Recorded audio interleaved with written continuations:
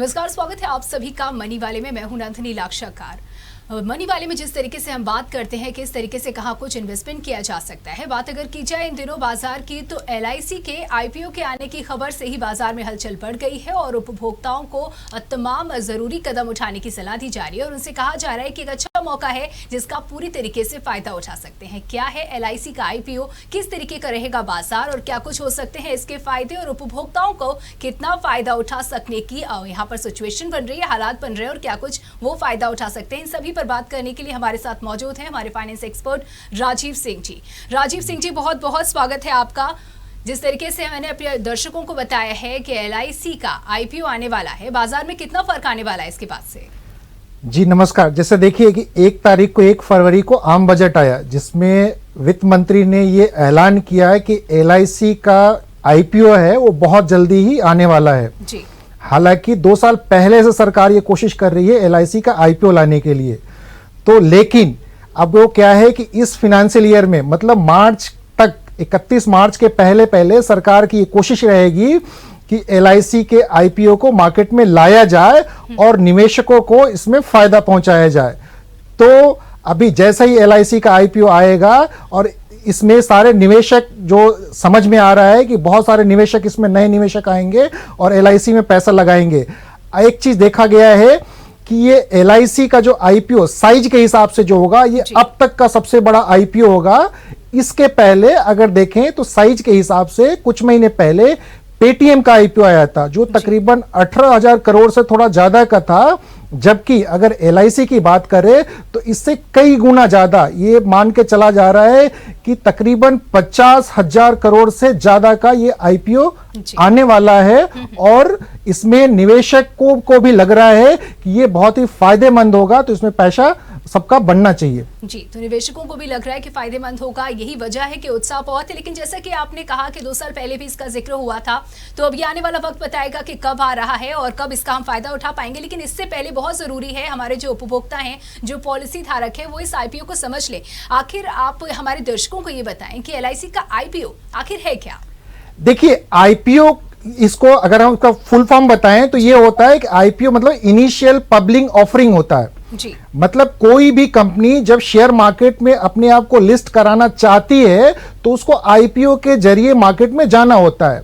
इसका मतलब ये होता है कि एक ड्यूरेशन के लिए वो वहां पे सारे एप्लीकेशन अवेलेबल होंगे और जो भी निवेशक चाहे इसमें पैसा लगा सकता है। लगाने के बाद इसका अलॉटमेंट होता है। अगर मान लीजिए कि एग्जांपल दे रहा हूं, अगर मान लीजिए 10 शेयर है और खरीदने वाले 100 हैं तो सबको तो मिलेगा नहीं, तो उस केस में क्या होता है कि यहां पे आपको लॉटरी सिस्टम से अलॉटमेंट होता है। ये तो खैर बात की चीज है। तो ये ऑफरिंग जो आएगा, इनिशियल पब्लिक ऑफरिंग आएगा, तो इसमें कोई भी निवेशक, ऐसा जरूरी नहीं है कि LIC का पॉलिसी होल्डर इसमें निवेश करेगा, कोई भी निवेशक जिसके पास डीमेट अकाउंट है वो इसमें निवेश के लिए एलिजिबल है और वो यहाँ पे अप्लाई कर सकता है। अप्लाई करने के बाद उसको अलॉट होगा, फिर ये मार्केट में लिस्ट होगा। बिल्कुल, तो अप्लाई किया जा सकता है। लॉटरी सिस्टम का भी आपने जिक्र किया, मैं चाहूंगी एक बार आप हमारे दर्शकों को बताएं कि अगर कोई पॉलिसी धारक है, कोई उपभोक्ता इसे खरीदना चाहता है तो क्या प्रोसेस है इसका? देखिए, कोई भी निवेशक जो इसको खरीदना या इसमें IPO में अप्लाई करना चाहता है तो उसके लिए तो उसके पास डीमेट अकाउंट का होना बहुत जरूरी है जी। अब डीमेट अकाउंट क्या है, बहुत सारे हमारे दर्शक जानते भी होंगे कि डीमेट अकाउंट क्या है, लेकिन मैं आपको बता दूं कि जैसे हम बैंक में अपना पैसा रखने के लिए सेविंग बैंक अकाउंट खोलते हैं, वैसे ही डीमेट डिपॉजिटरी के पास डीमेट अकाउंट होता है जिसके अंदर हम शेयर रखते हैं। तो किसी भी रजिस्टर्ड डिपॉजिटरी के पास जो या तो NSDL से रजिस्टर्ड होते हैं या जो CDSL के होते हैं उनके पास लाइसेंस होता है, तो वहां पे आपको अपना डीमेट अकाउंट खुलवाना पड़ेगा और डीमेट अकाउंट के खुलने के बाद आप जब भी इसका IPO का डेट अनाउंस होता है उस टाइम में आप इसमें अप्लाई कर सकते हैं और आप इसका फायदा उठा सकते हैं। बिल्कुल, अगर बात की जाए, देखिए 2 साल पहले भी इसका जिक्र हुआ था और अब उम्मीद की जा रही है कि मार्च में LIC का IPO आ जाएगा। लेकिन क्या लगता है आपको, हालात को देखते हुए, बाजार को समझते हुए, कब आएगा LIC का IPO? जैसे देखिए बजट में जैसा कि वित्त मंत्री ने अनाउंस किया है कि वो बिल्कुल तैयार है, गवर्नमेंट बिल्कुल तैयार है कि वो LIC का IPO कभी भी ला सकती है। और रिपोर्ट्स की माने तो LIC ने अपनी अर्जी दाखिल करने के लिए पूरी तैयारी कर रखी है, जिसको हम बोलते हैं ड्राफ्ट रेड हेयरिंग प्रोस्पेक्टस बोलते हैं, DRHP बोलते हैं, जो कि सारे दस्तावेज होते हैं जो सेबी के पास जमा होते हैं और उसके बाद वहां से अप्रूवल मिलता है कि इसमें आपको क्या प्राइस रहेगा, मतलब कितने में ये आईपीओ आएगा, उसका रेट क्या रहेगा, इसका जो ड्यूरेशन होगा, मतलब आईपीओ का जो डेट्स रहेंगे, कब से कब तक ये खुलेगा, क्या अलॉटमेंट का डेट होगा और कब ये लिस्टिंग होगी। तो ये मान के चला जा रहा है कि जैसा गवर्नमेंट ने बजट में, वित्त मंत्री ने बजट में अनाउंस किया है, तो ये मान के चला जा रहा है कि मार्च से पहले मतलब 31 मार्च से पहले ये शेयर मार्केट में लिस्ट हो जाना चाहिए, इसका आईपीओ आएगा और अलॉटमेंट के बाद लिस्ट हो जाना चाहिए। बिल्कुल, तैयारी का आपने जिक्र किया कि गवर्नमेंट पूरी तरह से तैयार है। किस तरीके की ये तैयारियां करनी होती हैं गवर्नमेंट को, और एलआईसी का ये अब पहला जिस तरीके से आईपीओ है, तो क्या वजह रही जब गवर्नमेंट को इस कंपनी का यानी कि एलआईसी का आईपीओ रखना पड़ा, क्या सिचुएशन है इस वक्त?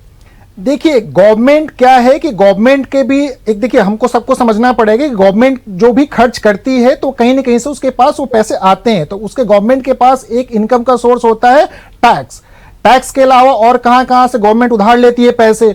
और इस पिछले कई सालों में देखा गया है कि गवर्नमेंट क्या कर रही है, उनके जो अपने एसेट्स हैं वहां पे वो डिसइन्वेस्टमेंट कर रही है, वहां से भी पैसे जुटाती है और जो उनके खर्चे हैं, जो डेवलपमेंट्स होते हैं या जो और भी जो प्रोग्राम्स उनके चलते हैं, वहां पे वो पैसे खर्च वहां पे वो यूज करते हैं। तो एक तो ये रीजन है, और दूसरा क्या है कि एलआईसी जैसे कि एक ये सरकारी कंपनी है, इंश्योरेंस सरकारी कंपनी है, और ये लिस्टिंग हो जाने के बाद क्या होता है कि किसी भी कंपनी को और भी ट्रांसपेरेंट तरीके से देखा जा सकता है। जब ये कंपनी लिस्ट हो जाती है एनएससी या बीएससी पे, मतलब अगर इसका आईपीओ आ जाते हैं, उसके बाद क्या होता है कि जो भी इनके रिजल्ट्स या जो भी कंपनी से रिलेटेड जो भी डेवलपमेंट्स होते हैं वो उन सबको पब्लिक के सामने रखना पड़ता है। तो ये और भी मान के ये मतलब ये एक अच्छी चीज होती है कि अगर ये मार्केट में आईपीओ आता है, लिस्ट हो जाता है, तो ये कंपनी को हम और भी अच्छे ट्रांसपेरेंट तरीके से देख सकते हैं।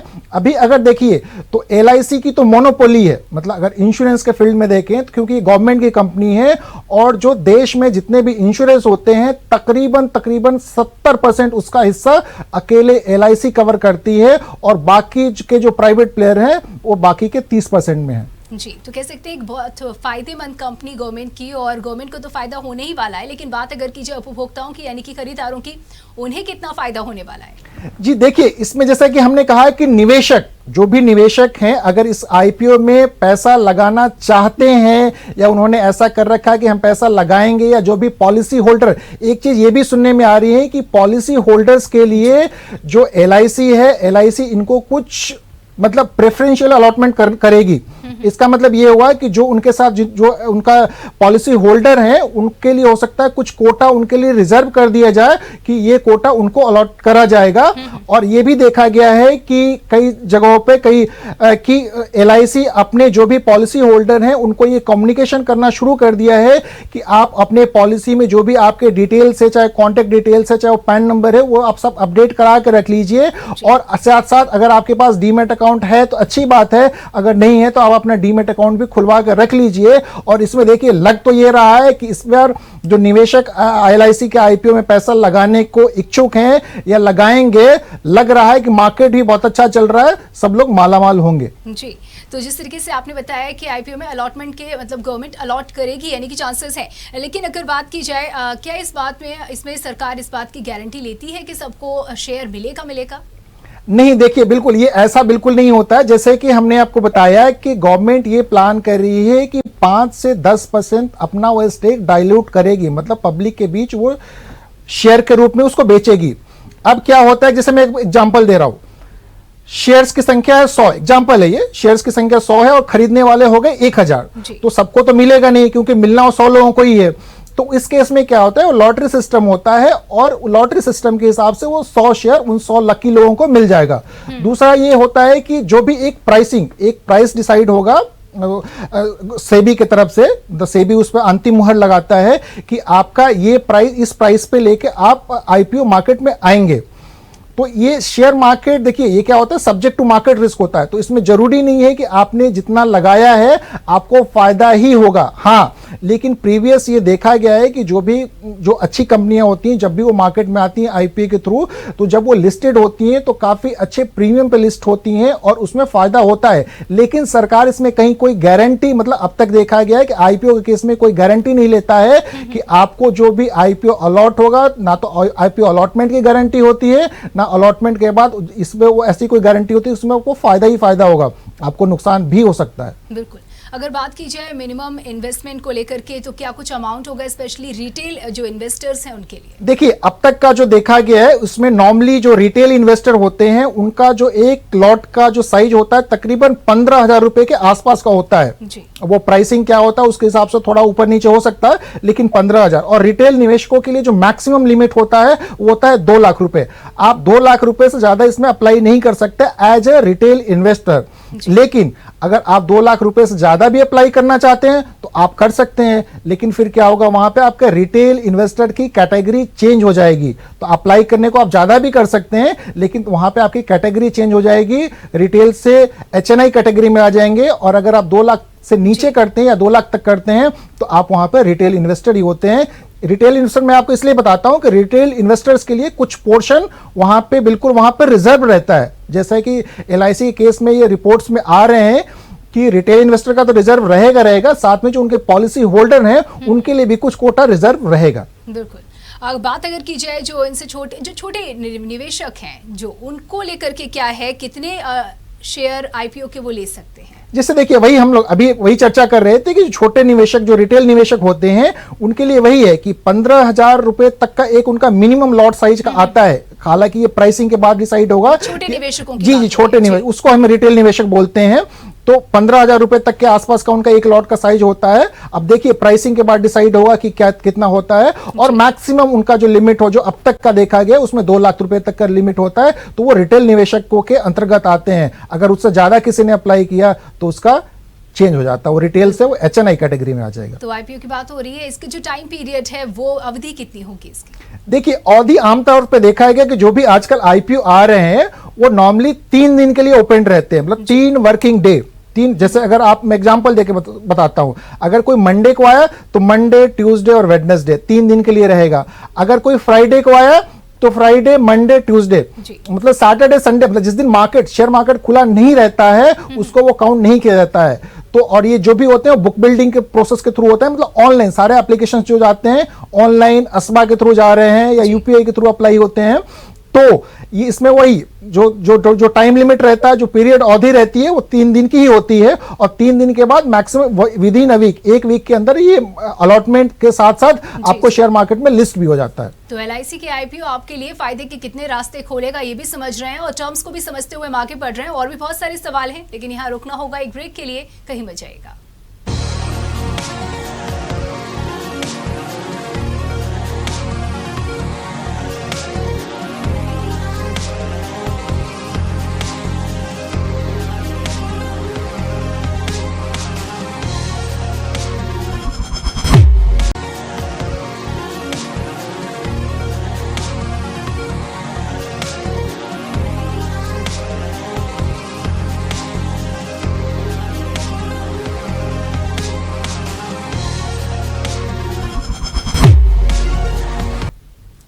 ब्रेक के बाद आप सभी का एक बार फिर से स्वागत है। मनी वाले देख रहे हैं आप, और आज के एपिसोड में हम जान रहे हैं एलआईसी के आईपीओ के आने के बाद निवेशकों के लिए फायदे के कितने रास्ते खोलने वाले हैं। और राजीव सिंह जी, जिस तरीके से हम बातचीत कर रहे हैं, चर्चा कर रहे हैं, लेकिन इस चर्चा को आगे बढ़ाते हुए ये जानना बेहद जरूरी है, एक बहुत जरूरी सवाल ये कि आपने इस बात का जिक्र किया कि डीमैट अकाउंट का होना जरूरी है, यानी उनके लिए रास्ता यहाँ पर आसान रहता है। लेकिन उनका क्या, जिनके पास से डीमैट अकाउंट ना हो, उनके लिए क्या ऑप्शन है?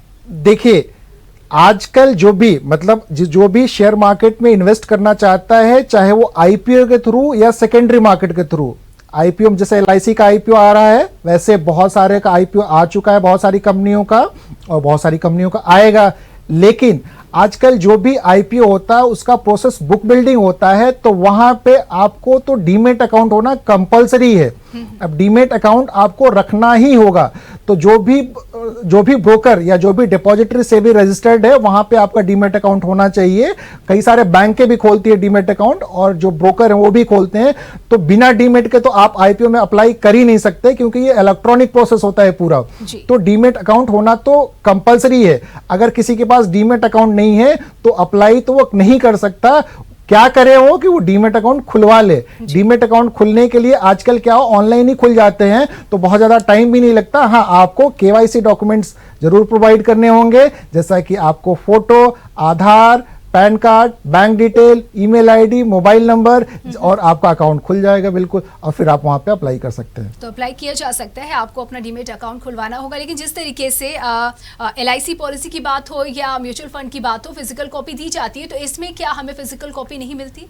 नहीं, बिल्कुल। देखिए, पहले मिलता था, काफी पहले की बात है कि आप वहां पे फिजिकल सर्टिफिकेट के लिए भी अप्लाई कर सकते थे, मतलब दोनों अवेलेबल था। आप चाहें तो फिजिकल भी कर सकते हैं, आप इलेक्ट्रॉनिक भी कर सकते हैं। लेकिन अभी यहां पे बिल्कुल रिस्ट्रिक्शन हो गया है कि आपको इलेक्ट्रॉनिक रूप में, मतलब डीमेट रूप में ही लेना है। क्योंकि आजकल कोई भी शेयर का ट्रांजेक्शन, अगर आपके पास फिजिकल शेयर है, पहले के ही है, तो आप उसको बेच नहीं सकते। सबसे पहले आप उसको इलेक्ट्रॉनिकली कन्वर्ट करना होगा, मतलब डीमेट अकाउंट खोल के डीमेट में लाना होगा, तभी वो शेयर बिक पाएगा।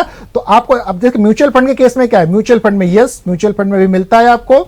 और बाकी जैसे इंश्योरेंस का सर्टिफिकेट है, वहां पे आपको पॉलिसी होल्डर को फिजिकल में मिलता है। हालांकि वहां पे भी आपको ऑप्शन अवेलेबल है, जैसे इंश्योरेंस, जैसे शेयर्स के लिए डिपॉजिटरी अकाउंट होता है, वैसे पॉलिसी होल्डर इंश्योरेंस पॉलिसी के लिए रिपोजिटरी अकाउंट होता है। तो आप वो भी ऑप्शन ले सकते हैं, लेकिन अभी आप वहां पे ऑप्शनल है, लेकिन यहां पे आपको कंपलसरी है कि आपको डीमेट अकाउंट होना जरूरी है। तो अगर जो भी दर्शक हमें देख रहे हैं, आईपीओ में, एलआईसी के आईपीओ में निवेश करना चाह रहे हैं, तो वो अपना डीमेट अकाउंट तो जरूर खुलवा लें, बिल्कुल। तो ये कह सकते हैं कि जो जरूरी कदम, जिस तरीके से एलआईसी का आईपीओ अगर आता है, तो कौन से जरूरी कदम आप उठाने की सलाह देंगे निवेशकों को? देखिए, एक तो क्या है कि आप इस पे नजर रखिए कि कब ये आईपीओ आने वाला है, क्या प्राइसिंग होने वाली है इसकी। हालांकि बहुत सारे माध्यम में, न्यूज चैनल से लेके अखबार, हर जगह आपको ये खबर मिलती रहेगी कि कब आ रहा है, कब ये लिस्ट होगा, क्या रेट है। उसके पहले अगर आपके पास डीमेट अकाउंट नहीं है, जो हम बार बार बोल रहे हैं, तो आपको तो उसको खुलवा कर रखना ही होगा। और साथ में देखिए, बहुत सारे सोर्सेस हैं जहां पे ये भी बताते हैं कि प्राइसिंग इनकी कैसी है। अच्छी प्राइसिंग है, आपको लगाना चाहिए, अवॉइड करना चाहिए, क्या करना चाहिए, तो बिल्कुल हाँ। लेकिन आप तैयार तो रहिए, क्योंकि मार्केट में एक अपॉर्चुनिटी आने वाला है। पीछे देखा गया है कि कई सारे आईपीओ, गवर्नमेंट के भी जो आईपीओ हुए हैं, जहां पे निवेशकों ने पैसे बनाए हैं, तो बिल्कुल आप तैयार रहिए। और अगर ये मौका मिलता है तो बिल्कुल आप वहां पे निवेश करिए और उसका फायदा उठाइए। क्योंकि देखिए, एलआईसी जो है सरकारी कंपनी है और ये बहुत बड़ी कंपनी है। लिस्ट होने के बाद एक रिपोर्ट के अनुसार ये माना जा रहा है कि अब तक की इंडिया की सबसे बड़ी लिस्टेड कंपनी होगी, जो कि इसका वैल्यूएशन एक रिपोर्ट के हिसाब से तकरीबन 15 लाख करोड़ का होगा इसका वैल्यूएशन। मतलब अगर 5% हिस्सा भी गवर्नमेंट बेचती है, तो समझ लीजिए इसका बहुत बड़ा वैल्यू गवर्नमेंट को भी आने वाला है। तो इसमें गवर्नमेंट को तो फायदा है ही, उसके पास पैसे आ रहे हैं, वो अपने आगे कहीं डेवलपमेंट से जहां भी उसको यूज है पैसे करेगी, लेकिन इसमें पब्लिक को भी फायदा होने वाला है। बिल्कुल। तो 5% की जिस तरीके से आपने बात की कि गवर्नमेंट से सेल कर रही है, फायदा होने वाला है, तो क्या हम मान लें कि एलआईसी को सरकार बेच रही है?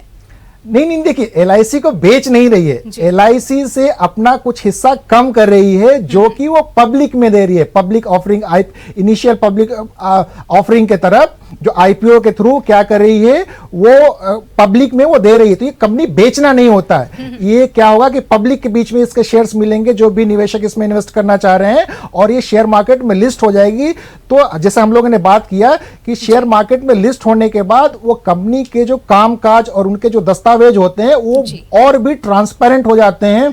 तो ये एलआईसी के लिए भी, ये गवर्नमेंट के लिए भी, जो इसके निवेशक हैं उनके लिए भी, और जो पॉलिसी होल्डर हैं जिसके वजह से ये कंपनी बनी है, उनके लिए भी ये बहुत अच्छी बात है कि इनका कामकाज और भी ट्रांसपेरेंट हो जाएगा और एक मार्केट से अनुमान लग जाएगा कि एक्चुअली इसका वैल्यूएशन कितना। अभी तो हम अंदाजा लगा रहे हैं कि इसका वैल्यूएशन 15 लाख करोड़ का है। जी, तो ये अंदाजे हैं और आने वाला समय बताएगा क्या कुछ सिचुएशन होगी, क्या कुछ मार्केट होगा। लेकिन बात अगर की जाए, कुछ हिचक होती है हमारे उपभोक्ताओं में, हमारे जो निवेशक हैं उनमें, एलआईसी के अगर आईपीओ ले लेता है कोई निवेशक, तो क्या उसके बाद वो एलआईसी का शेयर ले सकता है, या फिर वहां पर कुछ किसी तरह की बंदिश लग जाएगी? नहीं, देखिए, आईपीओ के थ्रू तो आपको क्या होता है कि पहली बार वो मार्केट में आ रहा है तो आपको अप्लाई करके आपको लेना है। तो अगर आपको मिल जाता है तो बहुत अच्छी चीज है, अगर आपको नहीं भी मिलता है तो आप निराश मत होइए, क्योंकि क्या होगा, ये कुछ ही दिनों बाद, आईपीओ के कुछ ही दिनों बाद शेयर मार्केट में एनएससी बीएससी पे लिस्ट हो जाएगा और लिस्टिंग के बाद वहां पे भी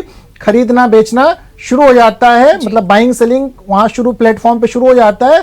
तो बेचने वक्त जिसको अगर बेचना है वो बेच भी सकता है, जिसको खरीदना है वो खरीद भी सकता है। तो बिल्कुल घबराने की जरूरत नहीं है कि अगर आपने निवेश नहीं किया तो आपके रास्ते बंद हो गए। बिल्कुल आप इंतजार कर सकते हैं और उसके बाद भी आप इसमें खरीद सकते हैं। देखिए, सब अच्छी अच्छी बातें पता चल गई, जो सावधानी बरतने की जरूरत है, ध्यान देने की, आपने का नजर बना के रखनी है, ये भी हमें पता चला। हमारे जो निवेशक है उनको क्या सलाह देंगे कि एलआईसी का आईपीओ उन्हें खरीदना चाहिए?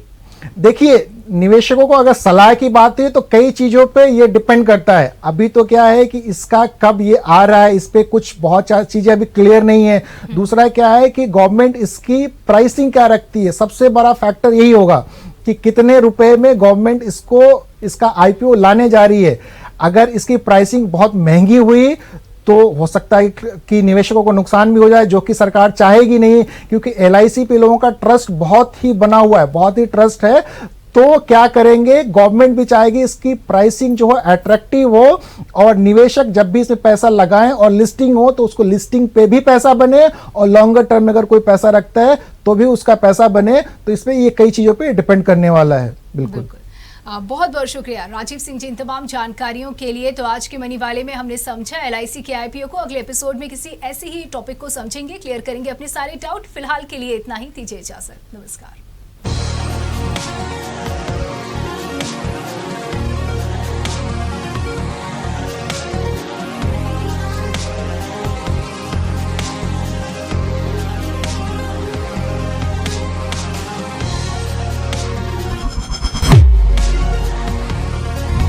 अगर आपको हमारा वीडियो पसंद आया हो तो हमें लाइक करें, सब्सक्राइब करें और ज्यादा से ज्यादा शेयर करें। और हाँ, बेल आइकॉन दबाना ना भूलें ताकि हर खबर का अपडेट आप तक पहुंचे तुरंत।